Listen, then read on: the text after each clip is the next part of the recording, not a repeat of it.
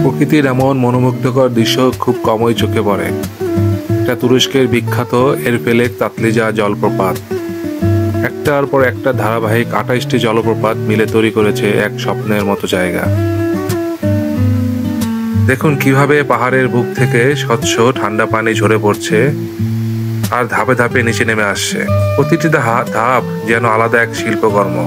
এই পানির শব্দ যেন প্রাকৃতিক সিম্ফনি, যা আপনার মনকে এক মুহূর্তেই প্রশান্ত করে দেবে। এখানে দাঁড়িয়ে মনে হয় সময় যেন থেমে গেছে। শুধু শুনতে পাচ্ছেন ঝিরঝিরে পানির সুর আর চারপাশে সবুজ বন থেকে ভেসে আসা পাখির ডাক।